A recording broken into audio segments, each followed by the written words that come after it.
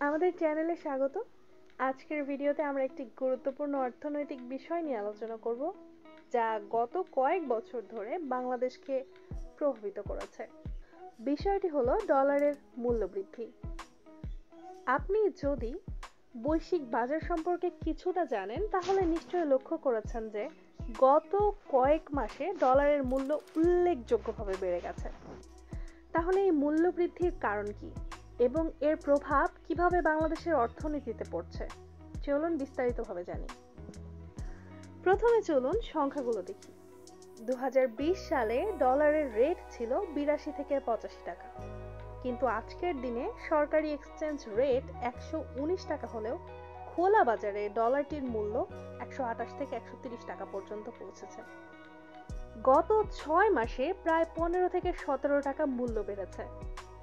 তাহলে এই অস্বাভাবিক বৃদ্ধি কেন ঘটছে? চলুন কিছু মূল কারণ জেনে নিই। প্রথমত, আমাদেরকে বুঝতে হবে বৈশ্বিক অর্থনৈতিক প্রেক্ষাপট। কোভিড-19 মহামারী বিশ্বব্যাপী সরবরাহ শৃঙ্খলে ব্যাঘাত ঘটিয়েছিল, যার ফলে মূল্যস্ফীতি বাড়ছে। বিশ্বের কেন্দ্রীয় ব্যাংকগুলো, বিশেষ করে যুক্তরাষ্ট্রের ফেডারেল রিজার্ভের বিরুদ্ধে লড়াই করতে সুদের হার বাড়িয়েছে। এর ফলে মার্কিন ডলার শক্তিশালী হয়েছে, কারণ উচ্চ সুদের হার বিদেশি বিনিয়োগ আকর্ষণ করে, ফলে ডলার আরো মূল্যবান হয়ে উঠেছে। এই গ্রাফে দেখুন 2020 থেকে ডলারের মূল্য কিভাবে বৃদ্ধি পেয়েছে এবং এটি বাংলাদেশের মতো উন্নয়নশীল দেশের মুদ্রার উপর কি প্রভাব ফেলছে। বাংলাদেশের বাণিজ্যিক ঘাটতি গুরুত্বপূর্ণ একটি কারণ। বাংলাদেশ আমদানি করছে অনেক বেশি, কিন্তু রপ্তানি তুলনামূলকভাবে কম। 2023 সালে বাংলাদেশের আমদানি ছিল প্রায় 80 বিলিয়ন ডলার আর রপ্তানি ছিল 50 বিলিয়ন ডলারের কাছাকাছি। এই বাণিজ্যিক ঘাটতির ফলে বাংলাদেশকে তার আমদানির জন্য আরো ডলার কিনতে হচ্ছে, যা বাজারে ডলারের চাহিদা বৃদ্ধি করছে। যেমন এই গ্রাফে দেখা যাচ্ছে, আমদানি রপ্তানির মধ্যে পার্থক্য ক্রমশ বাড়ছে, যা টাকার উপর চাপ সৃষ্টি করছে। তবে পজিটিভ দিক থেকে বলতে গেলে, বাংলাদেশে প্রতি বছর বিদেশে কর্মরত বাংলাদেশিদের কাছ থেকে বিশাল পরিমাণের রেমিটেন্স পেয়ে থাকে, যা বৈদেশিক মুদ্রার সরবরাহ বৃদ্ধির জন্য গুরুত্বপূর্ণ। 2023 সালে রেমিটেন্স প্রবাহ ছিল 20 বিলিয়ন ডলার। তবে এর পরিমাণ সত্ত্বেও এখনো ডলারের চাহিদা মেটাতে তা যথেষ্ট নয়।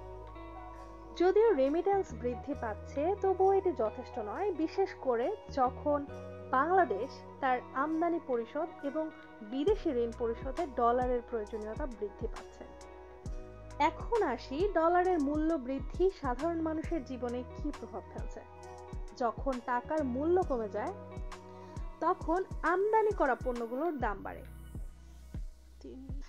এই মূল্যস্ফীতি সরাসরি টাকার অবমূল্যায়নের ফল। উদাহরণস্বরূপ, তেল ও গ্যাসের আমদানির দাম বৃদ্ধি পেয়েছে, যার ফলে পরিবহন খরচও বাড়ছে এবং এতে পণ্য ও সেবার দাম বৃদ্ধি পাচ্ছে। ব্যবসায়ীদের জন্য এটি একটি বড় সমস্যা, বিশেষত যেসব ব্যবসা আমদানি করা কাঁচামাল ব্যবহার করে। এটি চ্যালেঞ্জ হয়ে দাঁড়িয়েছে। উচ্চ খরচের কারণে তারা হয় দাম বাড়াতে বাধ্য হচ্ছে, অথবা কিছু ক্ষেত্রে উৎপাদন কমাতে হচ্ছে। এতে বাংলাদেশের প্রধান শিল্প খাত, যেমন তৈরি পোশাক, সংকটে পড়তে পারে। এই সমস্যা মোকাবিলায় বাংলাদেশের সরকার কিছু পদক্ষেপ নিয়েছে। কেন্দ্রীয় ব্যাংক বিদেশি মুদ্রা বাজারে হস্তক্ষেপ করছে এবং সরকার রপ্তানি বৃদ্ধি এবং আমদানি কমানোর চেষ্টা করছে। তবে এই পদক্ষেপগুলো কার্যকর হতে কিছু সময় লাগবে। এছাড়াও রেমিটেন্স প্রবাহ বাড়ানো এবং বিদেশি বিনিয়োগ আকর্ষণ করার জন্য পদক্ষেপ নেওয়া হচ্ছে। তবে এটা স্পষ্ট যে শুধুমাত্র এসব পদক্ষেপের মাধ্যমে শীঘ্রই মুদ্রার স্থিতিশীলতা আসবে না। তাহলে সারসংক্ষেপে বলা যায়, বাংলাদেশের ডলারের মূল্য বৃদ্ধি একটি জটিল অর্থনৈতিক পরিস্থিতির ফল, যা বৈশ্বিক অর্থনৈতিক পরিবর্তন, বাণিজ্যিক ঘাটতি এবং অভ্যন্তরীণ মূল্যস্ফীতির কারণ ঘটেছে। যদিও সরকার কিছু পদক্ষেপ নিয়েছে, তবে এই পরিস্থিতি ব্যবসা এবং সাধারণ মানুষের জন্য চ্যালেঞ্জ হয়ে দাঁড়িয়েছে। তবে সঠিক নীতির মাধ্যমে ভবিষ্যতে বাংলাদেশ তার মুদ্রা এবং অর্থনীতি স্থিতিশীল করতে সক্ষম হবে। ভিডিওটি দেখার জন্য ধন্যবাদ। যদি আপনি ভিডিওটি সহায়ক বলে মনে করেন তাহলে লাইক, শেয়ার এবং সাবস্ক্রাইব করতে ভুলবেন না। এছাড়াও নিচে কমেন্টে আপনার মতামত জানাতে পারেন। বাংলাদেশের ডলারের মূল্য বৃদ্ধি সম্পর্কে আপনার কি ধারণা? আমাদেরকে জানাবেন।